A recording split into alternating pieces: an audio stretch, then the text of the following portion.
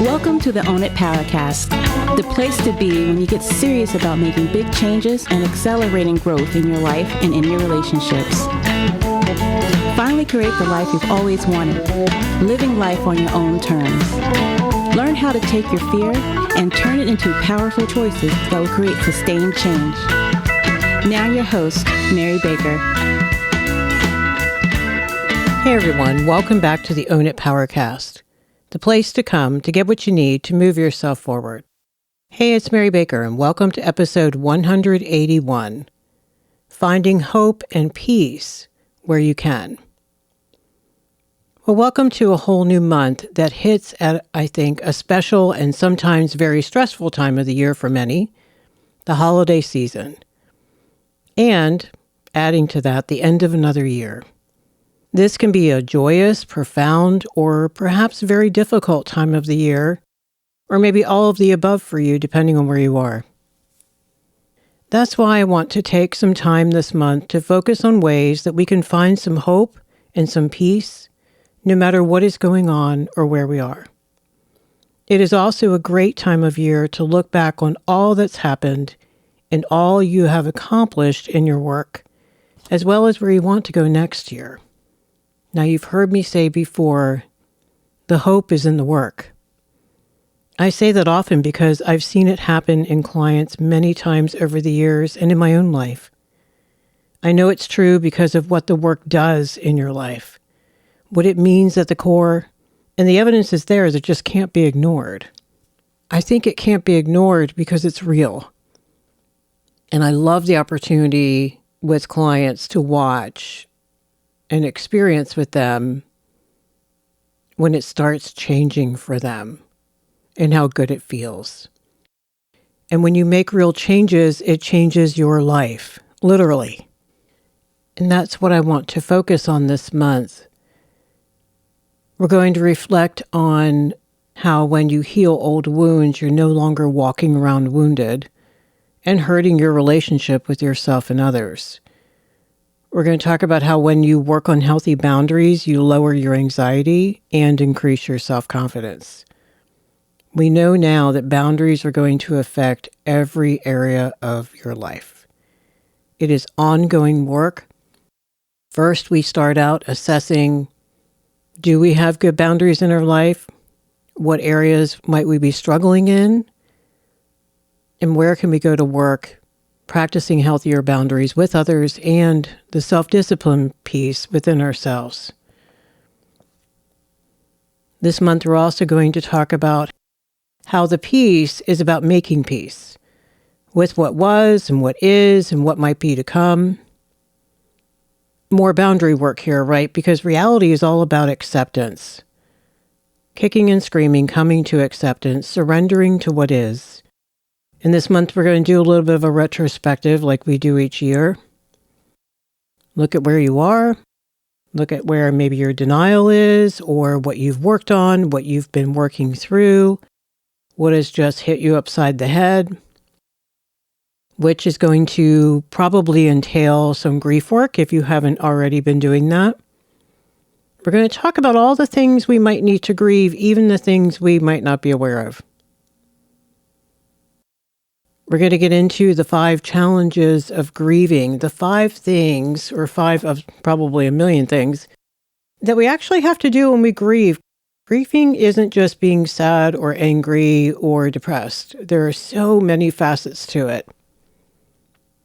And you've heard me say before, if you do nothing else in your therapy or in your personal growth work with a coach, learn how to grieve. Another way we make peace and find hope is our healing work from trauma, why it matters so much. Here are a few ways I think it really matters, but I think the list could also be quite endless because we're just understanding more and more today how much of our life can be trauma-informed. It affects our communication. People with trauma often have a lot of shame and a lot of defensiveness. They don't know how to set boundaries in loving ways. They don't know how to be assertive. A big one is it's really hard for them to be vulnerable and to connect with safe people. They can struggle with healthy attachment in relationships. They can struggle to take care of themselves in relationships. And healing from trauma affects how we treat ourselves and maybe how we have treated ourselves. Maybe the shame we might project on others when we don't feel great about ourselves, including our kids. We can do that without even realizing it. Or maybe we catch ourselves and then we feel terrible for doing it.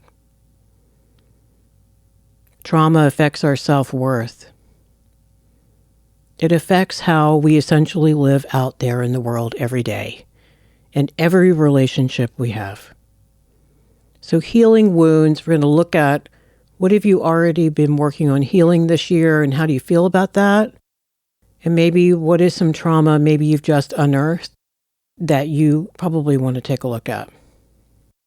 You know, there's some low-level trauma called stress that we talk a lot about, but I wonder how much we truly understand and how well do we assess it in our own life. Like, do we rationalize things? I hear things all the time like, no, Mary, I can't sit still. I like to stay busy. I like to stay productive, to be working on something all the time.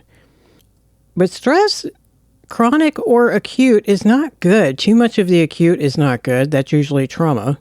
And the day-to-day, low-level, mid-level chronic stress we know is not good either. And stress can show up as anxiety in lots of forms. Panic attacks, difficulty sleeping, heart palps, ruminating up in your head, hyper-focusing on stuff. It can look like irritability. You're short-fused. It's hard to talk to you. It's hard for you to be present. You can't focus sometimes on what you have to do because you have too many apps open up in your head. Stress can show up as cardiovascular stuff, high blood pressure, things like that. And a weakened immune system, we know that. So it really is important to look at where your stress level this year is, how much of it has been trauma informed, how to not minimize the low-level trauma like financial stress that's ongoing month to month, paycheck to paycheck, relational stress, maybe some toxic behavior in one of your close relationships. Maybe it isn't toxic behavior, but you really struggle with boundaries there. And so it creates a lot of stress for people who cannot detach lovingly from those that they care about and whatever those that they care about are getting into or not taking care of. So we definitely want to look at that this month. So your trauma and your stress. Where are you? What kind of work have you done on it? And what still needs to be done in the coming year? I think it's a really good, timely topic, especially as we're in the holiday season and a lot of people end up either grieving not having family around or having to deal with families that they don't want to deal with or don't know how to deal with in healthy ways. This is the time of year I sit with clients and we make really great strategic plans for engaging with loved ones in a healthy way while still preserving their own well-being and boundaries. How to do that with boundaries where it's mutually respectful. Not everybody likes it, but it's mutually respectful. And it can really help you feel more sane and more grounded and more peaceful. And then finally, indecision, how we can overthink. I just said, ruminating up in your head, but not making choices for yourself, not making decisions. There are those of you out there who love too much and put decisions about your own life on hold, perhaps. Things that you need to take care of, whether in regard to your health, to your own finances. What about your career goals? What about your downtime? So not pulling the trigger on things because maybe you're afraid. Other people are going to be hurt, pissed off. It's going to feel selfish. So one of the ways I think we fool ourselves and try to fool those around us, but we're really not, is keep talking about these great things that we want to do, but we don't pull the trigger.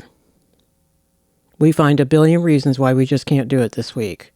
We're too busy, things came up, waiting to have more money, things like that. Boundary work, again. This can be another trauma-informed thing, the belief that what you really need for you as a person isn't as important as being responsible and taking care of others, perhaps. So we got to look at what you deserve. And that's a good segue into how we're going to finish out the month, and that is all about self-care, creating a plan to make things feel whole again for you. Like, where do you want to go? What do you want your 2023 decisions to be? I think this is a way kind of making amends to yourself by living differently starting next year, or even starting now, but at least making an intentional plan. A plan that looks at restoration and intention. Restoration, healing for maybe some things that happened this year. And intention, what needs to happen now and next in terms of what's within your control to live differently, to get back on track, to start over, to change some things, however you want that package to look like. Like, in what ways do you want to honor yourself? Self-love, I think, is a lot of boundary work, and it's a way to show you and the world that your needs and your dreams do matter. And what we're going to start with this month is taking a hard look at ways that maybe you've done a little self-neglect, physically, emotionally, financially, relationally, or all the above. So I want you to put a few things in your head to prepare you for what we're going to work on this month. And here are some ways that you might not be taking care of yourself. Like not getting regular exercise. Not taking just 30 minutes of like walking every day, yoga, working out, running, whatever you do. So not doing that, sitting all day. Not eating healthy, not eating regularly, not staying hydrated, not looking at your nutrition. Not saying deny yourself of good things, but what does your nutrition look like? Or is it just grab and go because you're too busy? Or is it emotionally eating carbs because you feel like you have to? Everything is interconnected. As is not getting enough sleep. Maybe you've had too much to do. You work after the kids go to bed. You're up too late, then you're up early. Or maybe you do go to bed, but you can't sleep. You've got too much what we call hidden anger that looks like and feels like anxiety, but a lot of times you're angry and you're pissed because you have not either faced something in your life or set boundaries around something in your life. There could be other underlying trauma that maybe has not surfaced yet. God, I watch people tell me how much better they sleep when they face some very difficult things in their life, past or present or both. It's usually both, because if you have trauma in your past, you probably have brought both some unhealthy people and circumstances into your life today, so there's more trauma to deal with today to keep you up. Trouble sleeping and trouble with self-care could be not scheduling, and I mean scheduling and taking time to truly relax and let go. Like really. Like meditation, a nap, a massage, or any other relaxing activity where you're not using your brain. Another way we don't take care of ourselves is we don't set goals and priorities for ourselves. We can sure set them for others, and if you're a woman, you're more prone to this, historically, to take care of everybody else but yourself. Or put yourself so far down the list, by the time you get there, you're already dealing with other crises that could have been averted, like health issues, physical issues, and relational issues, perhaps. Lack of self-care means not taking care of finances, not budgeting, rescuing other people financially, not taking time to plan to adapt to changes like this horrible inflation right now, or preparing for a possible recession, those kinds of things. Not practicing gratitude or just spending time in the moment with yourself. Just being present, giving yourself some quiet time to think. See what comes. essentially staying stuck in survival mode where it's hard to focus on positivity and not staying connected as much as you should be to other healthy people so you can have time to connect, to vent, to learn, to care about each other and to feel cared for and nurtured and to grow. Nothing great happens in isolation. Ironically, some people are so busy that they don't take any personal time for themselves, but they're also socially isolated from peers, friends, not colleagues, not family, but maybe peers or a healthy support group or what have you, where different needs are really getting met and people are helping you sit and really look at your stuff. Like, how are you? How are you really doing this month? How has this past year been for you? Someone who loves you enough to help you get gut level honest. We can't change anything until we sit with and get honest about what is. The good, the bad, the ugly, the indifferent, all of it. And this time of year, I think, is a great time. And I think we naturally will do this year-end retrospective kind of work in our head, even if momentarily, because a lot of times we like to think of a new year, a fresh start. And it can be. I think we can make a fresh start whenever we want to. So this month, we're going to focus on where are you today? Where have you been this year and why? What has happened? What have you been working on? What are you proud of that you're working on? Those of you out there who share with me that they love the episodes and they're really kicking butt around some things, and it helps to stay tuned in and it helps you think about things that maybe you knew but weren't thinking about. I mean, come on, we can only keep things on our radar on a given day. And it does help if someone cues the concept of like boundaries or self-care or grieving or self-love or self-esteem or being assertive, being empowered, taking care of yourself, detaching from other people's caca. Sometimes we need to keep some things at the front. Some things, like I heard today, it wasn't time to hear it before. And now you hear it in a new way. I have people tell me that all the time. Like, Mary, why is this hitting me now? And I'm like, because it's supposed to. And you're ready. You weren't ready a month ago, 6 months ago, a year ago. When it's time, it's time.